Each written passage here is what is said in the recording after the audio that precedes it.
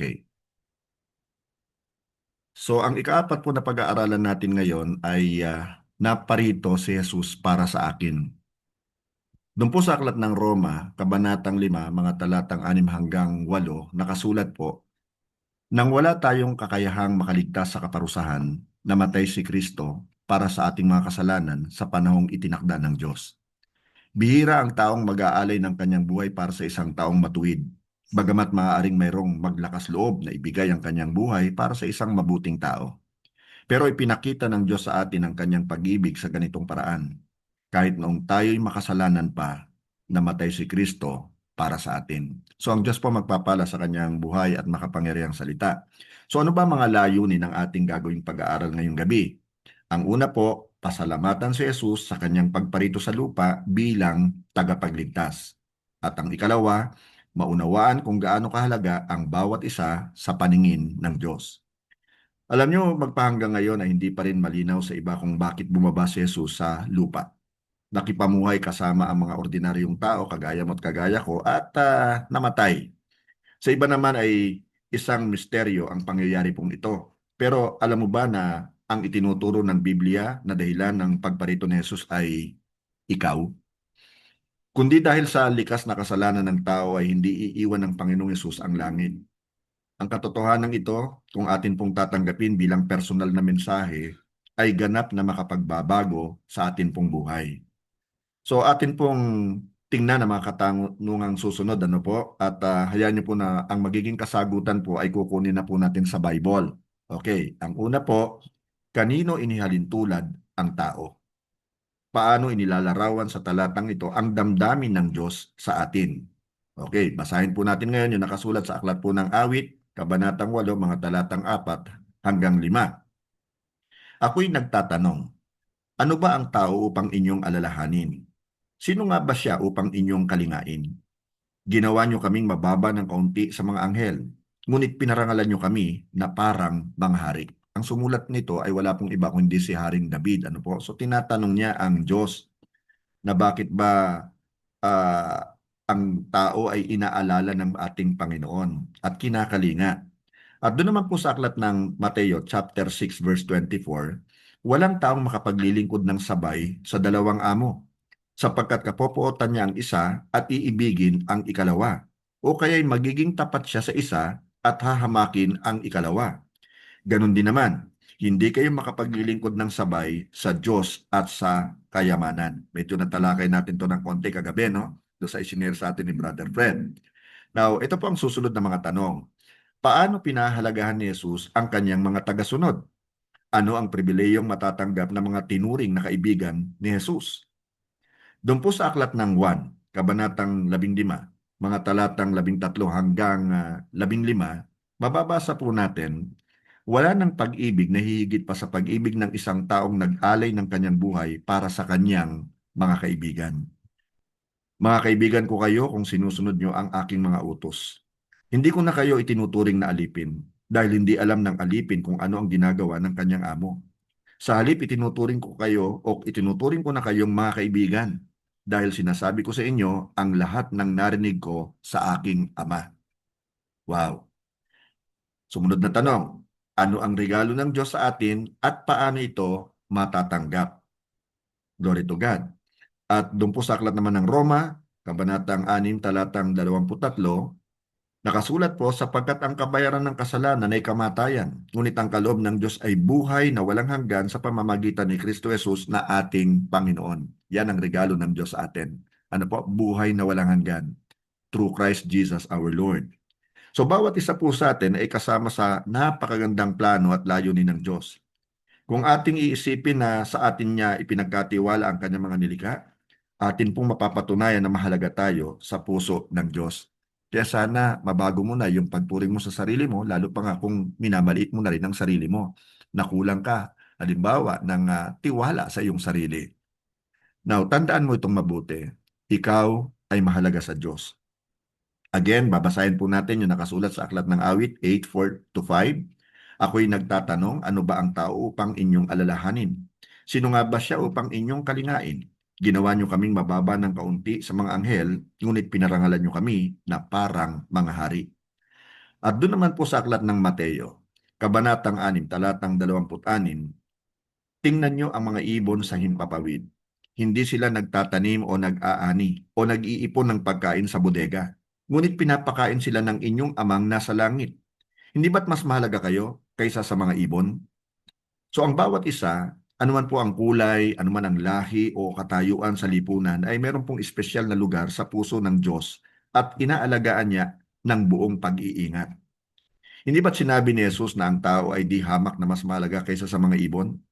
Ito po ang dahilan kaya't hindi nagsasawa ang Diyos na ibigay sa atin ang lahat ng ating mga pangangailangan. Now, hindi makakaila po na tayo ay mahalaga sa paningin ng Diyos. Ngunit, nang sumuway sina Adan at Eva, tayo po ay naging kaaway ng Diyos at napatunayang makasalanan. Mula noon ay pinanganak na tayong may likas na kasalanan. Dahil po dito napunta sa atin ang puot ng Diyos. Tandaan mo ito, kapatid. Ikaw ay mahalaga sa Diyos, ngunit ikaw ay nahiwalay sa Kanya at nakatakdang mamatay sa iyong kasalanan. Sa Roma chapter 6 verse 23a, nakasulat po, sapagkat ang kabayaran ng kasalanan ay kamatayan. Ang kamatayan pong tinutukoy dito ay yung eternal death, yung second death. Okay? Yung talagang mawawalay ka na sa presensya ng ating Panginoon kung hindi ka magsisisi. Kung magsisisi ka naman, of course, makakakilala ka na sa Lord at syempre, maboborn again ka na ipanganak ka ng muli. Doon po sa aklat po ng Isaiah chapter 59 verses 1 and 2, nakasulat naman po, makinig kayo. Ang Panginoon ay hindi mahina para hindi makapagligtas. Hindi rin siya bingi para hindi makarinig kapag tumawag kayo sa Kanya. Ang inyong mga kasalanan ang siyang naglayo sa inyo sa Diyos at yun ang dahilan kung bakit niya kayo tinalikuran at ayaw nang makinig sa inyong mga dalangin. Okay? It is because of sin. Kaya meron pong separation. Ang kasalanan ay nagdala ng malaking pinsala na higit pa sa ating inaakala. At dahil po dito, hindi lamang tayo tinuring na makasalanan. Ang nangyari, napahiwalay din tayo sa Diyos na siyang nagbigay buhay sa atin. Ang pagkahiwalay na ito ang nagdulot po ng kamatayang espiritual sa bawat isa sa atin. At dahil hindi kinukonsinti ng Diyos ang kasalanan, kinakailangang matanggap ng tao ang kaparusahan because He is a just God. Alam po ng Diyos ang ating makasalanang katayuan. Kung kaya't bilang makapangyarihang tagapagpalaya, ipinadala niya ang kanyang anak upang kunin at tanggapin ang parusa na dapat po sana ay sa atin. Kapatid, naparito si Jesus para sa atin bilang alay, bilang isang handog sa Diyos. Doon po sa aklat ng unang 1, chapter 4, verse 10, ito ang tunay na pag-ibig. Hindi tayo ang umibig sa Diyos, kundi siya ang umibig sa atin. At isinugo niya ang kanyang anak upang akuin ang ating mga kasalanan para sa kapatawaran natin. At doon po sa aklat ng Roma, chapter 3, verses 23 to 26, atin pong basahin, sapagkat ang lahat ay nagkasala at hindi naging karapat-dapat sa paningin ng Diyos. Ngunit dahil sa biyaya ng Diyos sa atin, itinuring niya tayong matuwid sa pamamagitan ni Kristo Jesus na siyang tumubos sa atin, ito'y regalo ng Diyos. Nang sabihin po ritong ito ay regalo ng Diyos, ibig sabihin walang bayad yan. Hindi natin pinagtatrabahuan yan. Ito'y kaloob ng Diyos sa atin, libre, ika nga. Sa verse 25, isinugo si Kristo Jesus sa mundo para ialay ang kanyang buhay. Nang sa ganon, mawala ang galit ng Diyos sa atin. At sa pamamagitan ng kanyang dugo ay mapatawad ang ating mga kasalanan kung sasampalataya tayo sa kanya. Ginawa yun ng Diyos para ipakita na matuwid siya. Noong una'y nagtimpi siya at pinalampas ang mga kasalanan ginawa ng mga tao, kahit na dapat sana'y pinarusahan na sila. At sa verse 26 po, isinugo niya si Kristo para ipakita sa kasalukuyang panahon na matuwid siya. Dahil sa ginawa ng Diyos, pinatunayan niyang matuwid siya, maging sa pagturing niyang matuwid sa mga makasalanang sumasampalataya kay Jesus. Glory to God. Now, tandaan din po natin to na parito si Jesus bilang kapalit sa ating kaparusahan. Tayong dapat maparusahan, pero naging substitute siya. Basahin naman po natin ang nakasulat sa aklat ng Hebreo, chapter 9, verse 28. Ganon din naman, minsan lang namatay si Kristo nang ihandog niya ang kanyang sarili para alisin ang kasalanan ng mga tao. At muli siyang babalik dito sa mundo, hindi na para akuin muli ang kasalanan ng mga tao, kundi para iligtas sa mga taong naghihintay sa Kanya. So may pag-asa talaga tayo sa ating Panginoong Hesus, ano? Glory to God. At sa unang Pedro chapter 2 verse 24, si Kristo ang umako sa mga kasalanan natin nang ipako siya sa krus para iwanan na natin ang buhay na makasalanan at mamuhay ng matuwid. Dahil sa mga sugat niya, gumaling tayo. So tinanggap po ni Jesus ang kaparusahan na dapat sana ay sa atin. Tiniis niya yung sakit, dinala niya ang ating mga kasalanan, at higit po sa lahat napahiwalay siya sa kanyang ama nang siya po ay nakapako sa krus.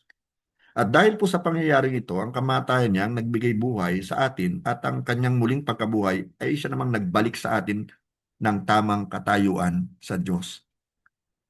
Ikatlo na dapat po nating pakatandaan din, naparito sa Jesus upang tayo ay iligtas. Yan po ang reason kung bakit talaga siya naparito sa lupa. Hindi para tayo i-judge o i-condemn, kundi para tayo po i-save. Basahin naman po natin ngayon ang nakasulat sa aklat po ng Tito, Kabanatang 3, mga talatang 4 at 5. Ngunit nang mahayag ang biyaya at pag-ibig ng Diyos na ating tagapagligtas, iniligtas niya tayo, hindi dahil sa ating mabubuting gawa. We are not saved because of good works. Katulad din po yan ang sinabi sa Ephesians chapter 2 verses 8 and 9. Okay? Kundi dahil sa kanyang awa. Iniligtas niya tayo sa pamamagitan ng banal na spirito na naghugas sa atin at nagbigay ng bagong buhay. At sa ikalawang Timoteo naman, kabanatang 1, mga talatang 8 at 9, kaya huwag kang mahihiyang magpatotoo tungkol sa ating Panginoon o tungkol sa aking nabilanggo dahil sa Kanya. Sa halip, sa tulong ng Diyos, makibahagi ka sa mga paghihirap dahil sa magandang balita. Iniligtas at tinawag tayo ng Diyos para maging Kanya. Hindi dahil sa ating mga gawa, inulit ito, kundi ayon sa layunin at biyaya na binigay sa atin ni Kristo Jesus bago pa nagsimula ang mundo. Ang lahat po ng ating kakailanganin ay ibinigay na ni Jesus upang tayo po ay maligtas. Ginawa niya po tayo o ginawa niya po ito upang ating maranasan ang pag-ibig ng Diyos at masaganang buhay na nais niya para sa atin. Iniligtas niya tayo sa kamatayan at pinalaya sa kapangyarihan ng kasalanan. Dahil po dito ay wala nang kapangyarihan sa atin ang kasalanan at ang kamatayan. Praise God. At bagamat atin pang mararanasan ang kamatayan pong pisikal, ito'y magtutuloy patungo sa buhay na walang katapusan o walang hanggan na kanyang inihanda para sa atin. Now, pakaintindihin po natin ang katotohanan ito. Letter A, ang ginawa ni Jesus ay kompleto na. Marami tayong mga kababayan hanggang sa ngayon ay nag-aakala pa rin na kulang pa rin yung ginawa ni Jesus na sakripisyo sa krus. Kaya yung iba ang ginagawa, nagsasakripisyo din, nagpapanata din, nagpapapako din naman sa krus, nagpapahagupit din sa latigo. Pero naiinsulto nila ang Diyos, hindi nila namamalayan. Para bagang sinasabi nila, kulang ang ginawa mo, kaya tutulungan kita. Ibinigay po ni Jesus ang lahat ng ating kailangan upang tayo ay mapatawad ng Diyos. Ang kanyang sakripisyo ay sapat na upang ipambayad sa lahat ng ating mga kasalanan. Christ died for sins once and for all, the righteous for the unrighteous, to bring us back to God. Letter B, ang pag-ibig at hustisya ng Diyos ay ipinamalas niya dahil sa kamatayan ni Jesus. Ipinadama po ng Diyos ang kanyang pag-ibig at hustisya nang mamatay si Jesus sa krus. Mahal po tayo ng Diyos kaya ibinigay niya ang kanyang anak. Imagine mo yan, ha? Upang maging kabayaran sa ating mga kasalanan. Grabe yung sacrifice, ano po? Mapatunayan niya lamang na mahal niya talaga tayo. Dahil sa ang hinihinging katumbas po nito ay kamatayan, minabuti talaga ng Diyos na ang kanyang anak ang magbayad para sa atin. Bakit? Kasi siya lang po yung nabuhay na perfect. Walang bahid ng kahit nakatiting na kasalanan. Kaya siya yung Lamb of God who takes away all the sins of the world. Sa pamamagitan po ng kamatayan ni Jesus ay naganap ang hustisya at pag-ibig ng Diyos. Hindi nasisingilin pa sa atin ang hinihinging kabayaran ng kasalanan. We are now considered not guilty. Na po, yun ang verdict sa atin, not guilty. Hindi guilty, not guilty. So narito po ang ilang dagdag na kaalaman sa wastong pamumuhay. Una po, bigyan ng karangalan ng Diyos sa ating pamamaraan sa lahat ng oras. Ito po ang pinakamainam na paraan para maipakita sa Diyos ang pagtanaw sa mga mabubuting bagay na kanyang ginawa sa ating buhay. Ikalawa po, huwag nang magpatuloy sa kasalanan. Huwag na po tayong magpaalipin pa sa kasalanan. Sa halip ay ating ipamuhay ang kalayaang tinanggap po natin kay Jesus. At panghuli po, ipasa po natin ang kaalamang natutunan natin. Ano po? Kasi mawawalan po ng kabuluhan yan kung ito po ay hihinto na sa atin. Dapat maging daluyan po tayo ng salita ng ating Panginoon, daluyan po ng kanyang pagpapala. Hindi lang po tayo ang dahilan kung bakit po namatay si Jesus sa krus. Maging yung mga kasama natin sa tahanan, mga kaibigan natin, mga mahal natin sa buhay. Maging yung mga acquaintance mo pa lang. Actually, namatay sa lahat ng tao. No? Ito po ay para sa lahat ng tao. Kung merong pagkakataon, samantalahin na po natin to para maipasa po natin sa kanila yung atin pong natutunan.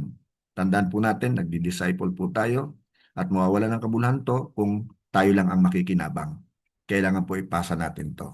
So anong dapat natin gawin? Ipamalita na si Jesus ay naparito para rin sa kanila. At alalahanin mo ang iyong mga mahal sa buhay at mga kaibigan na nahihirapan dahil sa resulta ng kasalanan. Ibahagi mo sa kanila ang pag-ibig ng Diyos at tulungan mo sila na makilala rin si Jesus. Praise God.